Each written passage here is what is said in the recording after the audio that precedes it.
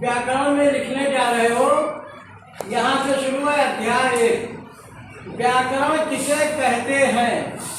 व्याकरण वह विद्या है जिसके द्वारा किसी भाषा को शुद्ध बोलना, लिखना तथा ठीक प्रकार से समझना आ जाता है।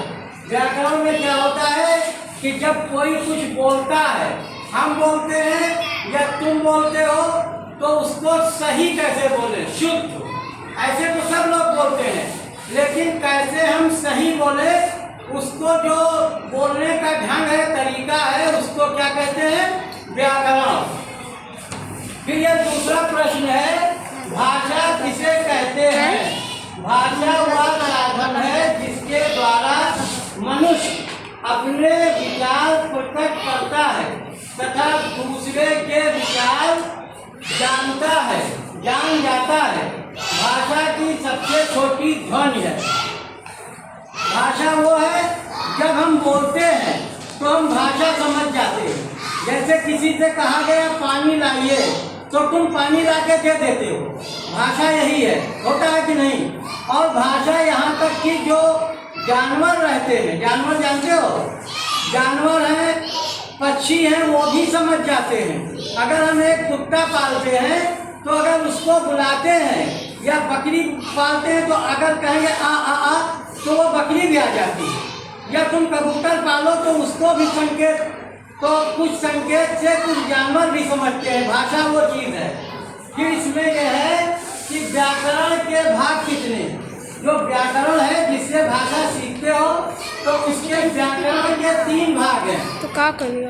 एक भाग है वर्ण विभाग। वर्ण माने अक्षर।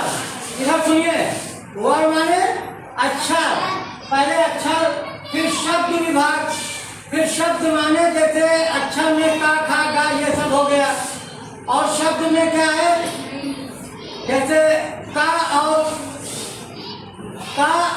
रा को मिला दीजिए तो क्या हो जाता है? कर। घा को और रा मिलाइए तो क्या होता है? घर। फिर है वाक्य विभाग। वाक्य माने जब हम कई शब्द मिलाते हैं, जैसे हम कहते हैं कि यहाँ आओ,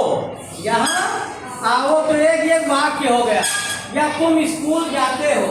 फिर इधर देखिए, फिर है वर्ण किसे कहते हैं? कोई पूछे वर्ण क्या, तो हिंदी में वर्ण माने होता है अक्षर। वर्ण माने अक्षर। और फिर मुझे अक्षर कौन है, तो अक्षर यही बताओगे, आ ई यक्का खा गा घा अंगा, चा छा जा झा, ये सब अक्षर है। और अक्षर को हम क्या कहते हैं? वर्ण।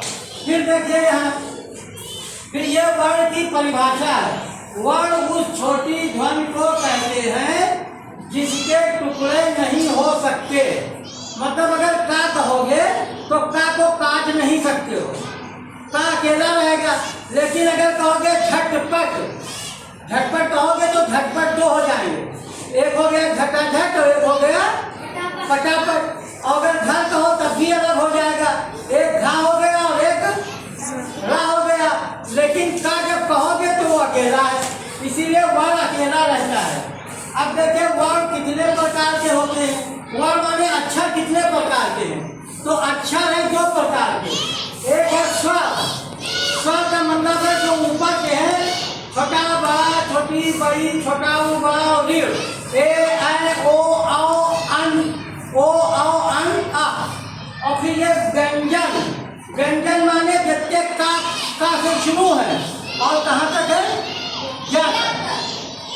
तो व्यंजन हो गया का, खा, गा, घा, अंगा, चा, छा, जा, झा, या, का, खा, जा, झा, रा, का, खा, गा, घा, मा, पा, ना, पा, फा, बा, भा, मा, या, रा, ला, वा, शा, छा। और जो कहते हो पेट, 50 फिर बाद कौन सा?